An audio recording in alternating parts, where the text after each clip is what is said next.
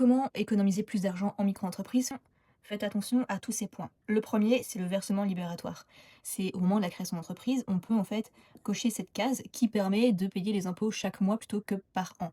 Le problème, c'est que si on paye chaque mois, c'est une estimation de son chiffre d'affaires. Alors que si on paye par an, on va vraiment regarder précisément ce qu'on a gagné et payer précisément ce qu'on a fait. Donc, moi, je conseille vraiment de payer l'impôt si tu en payes une fois par an, plutôt que d'en payer alors que normalement tu ne devrais pas en payer. Donc déjà, ça, c'est le premier point, parce que tu risques de payer pour les impôts alors que normalement tu ne payes rien. Donc fais attention à ce premier point. Le deuxième point, le compte pro qui n'est pas nécessaire. Peut-être que tu payes peut-être 20 € par mois à ta banque pour avoir un compte pro alors que ce n'est pas obligatoire. C'est obligatoire en gros de séparer ton compte courant perso et d'avoir un autre compte en fait, un autre compte courant. Un autre compte courant qui va servir que pour ton entreprise. Ça prend 5 minutes à la banque, tu leur demandes et ils te font signer un papier et comme ça tu as un deuxième compte. Et c'est seulement de ce compte-là que tu pourras te verser ton salaire. Donc ce compte courant, en fait, il est gratuit. Et encore, tu n'es même pas obligé de séparer les deux.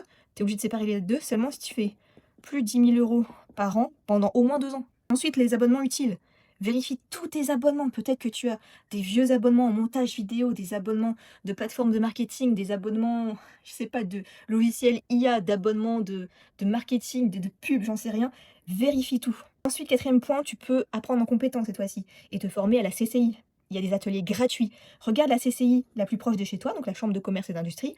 Et par exemple, moi j'ai déjà participé à des ateliers d'email client, de publicité Facebook, et voilà, trois quatre autres comme ça. Donc c'est cool parce que ça te fait monter en compétences, tu apprends des choses, c'est totalement gratuit. Cinquième point, l'accompagnement stratégique à la BGE. Pareil, j'en avais bénéficié, c'est pas mal du tout. C'est totalement gratuit.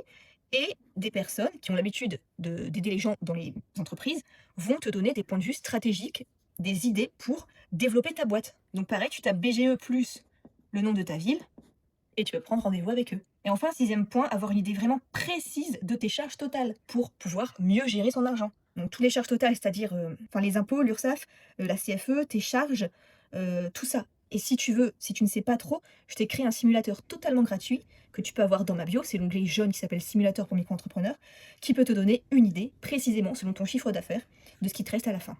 Comme ça, tu peux optimiser tes dépenses et avoir une idée précise pour mieux contrôler et au final mieux économiser.